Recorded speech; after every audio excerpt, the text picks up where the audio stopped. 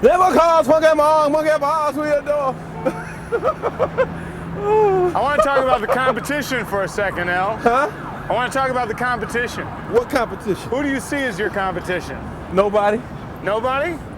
What about that widely publicized feud between you and Mr. Mo D?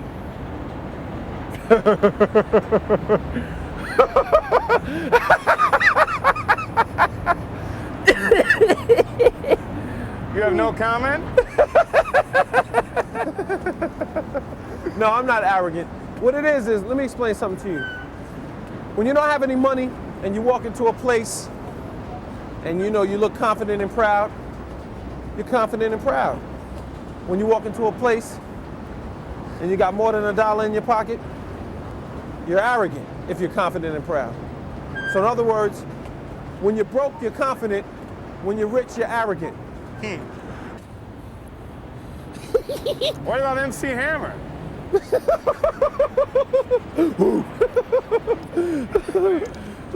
Let's go back to you. Todd said if he could get this drum and a few more things, he'd be okay. Microphones and whatnot. So my husband said to him, okay, I'll buy it for you. And we went out and started buying him all this equipment. Those are some of the tools that I needed at that particular time to be totally into that music. It was 4 of them. And they would go downstairs and they'd stay until maybe around 10 or 11 o'clock. But I'd make sure before they went down there that each one of them had did their homework. Jigga, jigga, jigga, jigga, and jigga, you waiting and debating for oh so long, just starving like Marvin for a Cool J song. If you cried or thought a dodgy definitely was wrong, it took a thought plus a broad creator along. The end of 1983, I met him. He was a little scrawny, bony kid that just used to love to rap. He'd do whatever it took to rap. I mean, I was a mobile DJ doing block parties and parties. And he used to always say, hey man, I can rap. I'm like, yo man, you're bothering me, man, leave me alone. So then the end of that summer, we was doing a block party, last block party of the summer, and he asked me, he said, yo man, I can rap. I said, okay, rap. And like all the guys, we was just sitting in there and he was rapping and we was like, wow. You know, he was really deep. At that age, he must have been like 13. And from there, I know everyone liked him. Definitely, like, you would go on the bus and you would hear his name and so forth. But you never really think. You never really think what it's going to turn into one day. I always expected Todd to be a lawyer. To be a lawyer? That's correct. Why a lawyer? Because his grandfather said he talked so much. Basically, he would just listen to the radio, dream about himself being a rapper, but he never really mentioned it until I think around when he was 15, when he said, Mommy, I'm gonna write letters to the labels and to the stations and, you know, see if I can get an interview. I came in the house from across the street, hanging out, partying, woo! Dude, right? So I come inside, and my grandmother says, some guy named Rick Rubin calls. I said, Rick called? Oh, because I had called him every day, you know? Every day for like 5 days straight. You get the tape yet? Nope. You get the tape yet? Nope. Then I'd call back, this is Rick, no one's home, leave a message. I still remember it. I used to be like, yo, when you get the tape, call me. You know, damn near threatening them, you know what I mean? I want you to like my tape, you know? So I come in, my grandmother says he calls, I call him back. He said he liked the demo, he wants me to come in and make another demo and then go to the studio. So I went down, he gave me the address, I went down, I thought he was black. You know, the way he sounded on the phone, he used to be like, hey, we didn't get the tape, bro, jive turkey. You know, and then when I met him, he was like, hey, how you doing, guy? So it was like, it was so confusing. But, you know, I was confused. I was very confused. I couldn't get up. And I was like, you know, so bugged out. So when he finally took me upstairs, I was like, cool. We went and we made this demo called Catch This Break. Catch This Break was cool. And we let Russell hear it. And Russell said, what is that? I don't know. It sounds like Tetris 3. Sounds like the same old thing. I don't like it. I don't like it. The first time I met LL Cool J in person, he walked in my office and he had on a Kango cap and he had on these boots that I used to call them Phillips 4 boots because all the rappers wore them. Because of Flash and the Treacherous 3, what they wore, I thought that that's what I was supposed to wear, so I thought I was supposed to wear boots. I didn't know why, because I wore sneakers every day, you know. He was the most articulate artist, rap artist that I had met and had heard, and he also had his own rhythm, which was new and special. So we went back and made another record called I Need a Beat. Russell liked that one. In fact, he liked it so much that they formed a record company called Def Jam Recording. Woo! And I put out my first record, I Need a Beat. The rest is history. And the rest is my story. 10 videos. You got to pick your favorite and why. I Need Love. I Need Love. That's Now, a why- very, very tender video. And that's all I thought about it. When I watch it, I see the soft side of Todd. Mine dislikes you. My own group. My group. Yeah, definitely. L talked a little bit about what happened when he was booed off the stage in Harlem about a year ago. His reaction to that. You were around at that time. What did you feel was happening with that audience? I felt that it was a reaction to L's doing what every other star does, doing just a little, being guilty of some of the same things that every other star is more guilty of. What happened is the rap scene changed. You know, you had guys like Kane and PE and other people, they coming in, and the listeners were really bearing towards them. We stayed the same. Perhaps maybe the third album he started like be a little bit of a star. I mean, not nearly as much as other people, but that little bit of star scared people. It's like, oh man, you're abandoning us. I've heard the crowds boo Sugar Ray Leonard, you know, who's a great champion. I've heard them boo Mark Jackson. When, you know, I mean, this happens. The worst advice I gave him was to use I'm the Type of Guy as the first single instead of Big Ol' Butt. Because I thought it was a much darker record than it was. It was actually a very, very successful record, and it probably was the reason we sold so many albums. But I don't know if it was for every one of his core audience. I really wanted to go in a lot of different directions. I wasn't exactly sure what I wanted to do, you know what I'm saying? So I just experimented with a lot of different things and came up with a formula that didn't work. Said that they needed somebody to do a video for Big Ol' Butt. Now I like the title. I said Big Ol' Butt. That sounds like something that'd be very entertaining. We sat down in a restaurant, it was raining, and we laughed and laughed and laughed. We said we're gonna have these big booties, we're gonna put a tape measure on the wall, and we're gonna have the butts get progressively bigger, and we were like into this whole Big Ol' Butt fantasy. That's the one song that everyone used to complain about. And they said to me, why does Todd make all these old dirty songs? And I says, no, they're not dirty. And then they told me about Big Butt. There's nothing sexist about that. I mean, let's face it. There's women out there with big old butts. Ham hocks up there, you know, hocks, you know. They looking good, man, be proud of it. LL Cool J is not unlike most of his audience. And, you know, the big old butt, I mean, you know, black guys have always liked big butts, you know. I ain't got no problem with big butts. If people say it's sexist, and it probably is very sexist, but it's probably very real. Big old butt, boy. Why Big Ol' Butt? Y'all had some big old butts in that video, baby. To me, it's reality. I like it. I spoke to him about it, and I said to him, come back with something nice that a 2, a 3, 4, 5, any age year child can go and see or can sit and listen to. And that's what he did.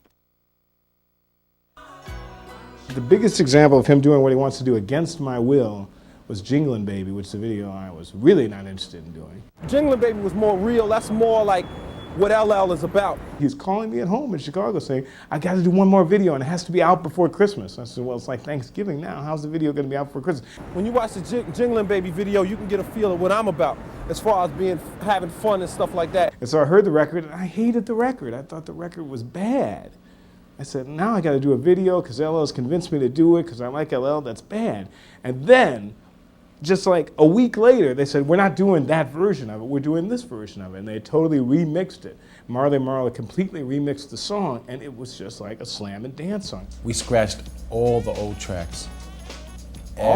We scratched all old tracks except for Scorpio, that bam, bam, bam, bam, bam. We kept that because that was real funky. I liked that one. And I changed the beat, we made a new bass line. And you know, we put in Walking on Sunshine, and you know, and I called him like a day later and let him hear some over the phone. He was like, oh man, we in there, we in there. I said, yo, just do your vocals over and we in there. He's like, nah, I don't want to do them over. I said, yo, come on. You know, if you want to get people back on yours, you got to sound different. You got to calm down. A lot of rappers ain't yelling no more. So, you know, if you go on this on a smooth approach and I'll give you like a smooth, funky track, you know, people will hear it and you'll be right in tune with everybody else. You know, that's kicking all the hit records that's out now. You'll be right in there with them.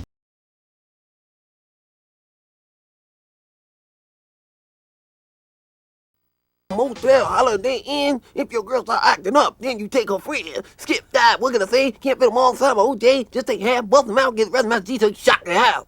You know what I'm saying? Rapper's delight. You know, I really respect those guys. I don't owe them anything because they didn't know I was listening, but I respect them. You know, not a teacher or a preacher or electrician, a fighter or a writer or a politician, the man with the key to your ignition. Curtis Blow is competition, young ladies, shock the house. You know what I'm saying? He was cool. The dream, get out the seat, make your body scream, socialize, get down, let your soul lead the way, shake it now, go ladies. You know, that was cool. Were you listening to those more for the music, or was it the No, I was image? listening to the rap. Now, the message that I get from Boom and System is that I should have expensive stereo equipment in my car and play it loudly. Is that the message I'm supposed to get? Yeah, no, it doesn't have to be expensive. It doesn't have to be expensive. I mean, you can have a sound system that, you know, when I was younger, I had a friend who used to take house speakers from his house and somehow hook it up with some connectors or something and had his booming system. It doesn't have to be expensive to be booming. It just has to be booming. Changed your life a lot, Todd's success, the past 6 years? What's different about your life? You know, I'm going to tell you, God works in mysterious ways. When Elle became popular, it was at the same time that my husband died. And it gave me something to stay busy. My mind stayed occupied, and I didn't have time to cry. Did you always believe in God? Always. I was raised believing in God. He was rejected a lot.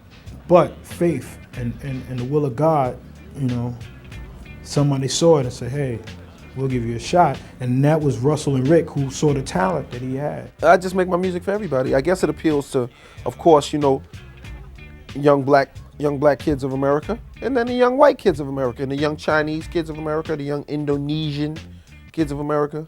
Everybody, all cultural groups, all ethnic backgrounds, all ages, all races. I make my music for everybody. Now, what about, you were talking earlier about your favorite videos? Roundabout Girl. Roundabout Girl? Why that song? Why do you like Around the Way Girl? Round the Way Girl, whatever it is. I just like it. I think it says quite a few little things I like. I like it. There's a rumor that Vanilla Ice is going to do a single with you together. Is that not true?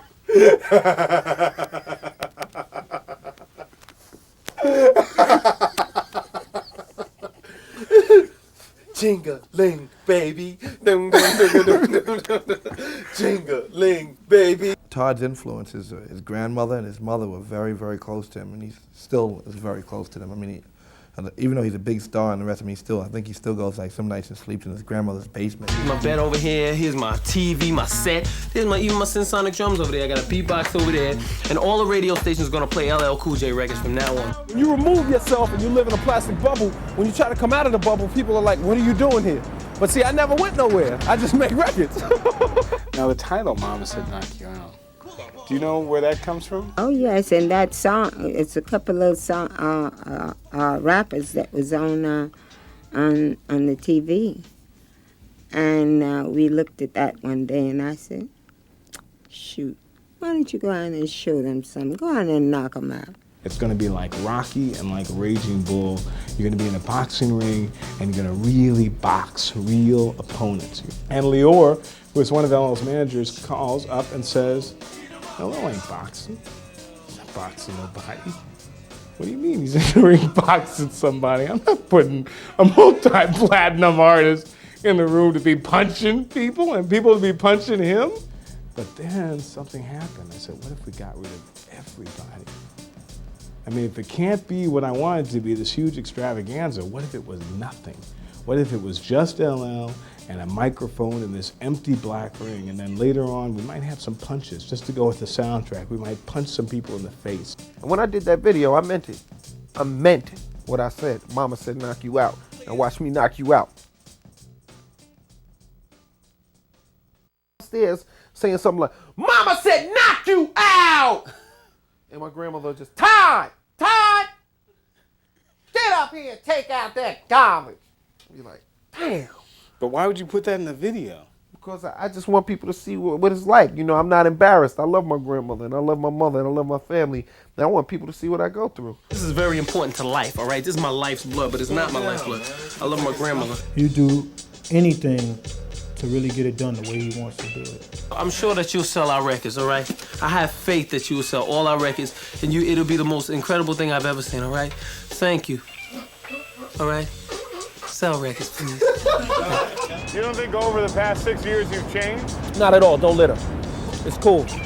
I'm the same person. He often says, you know, I'm climbing a mountain waiting to get up to the top and get the microphone.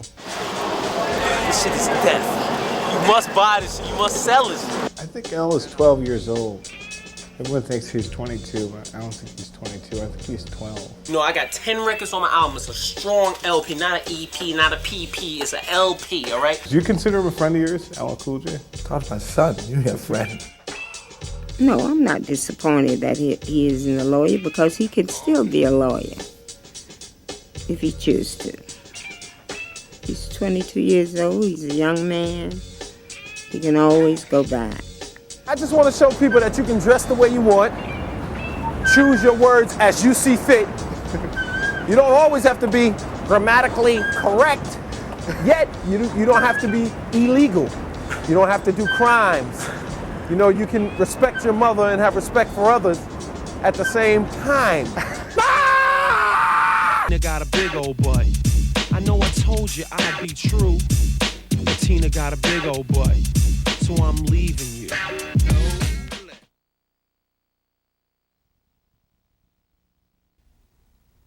You still watching this? Turn the tape on, stupid! Bye-bye.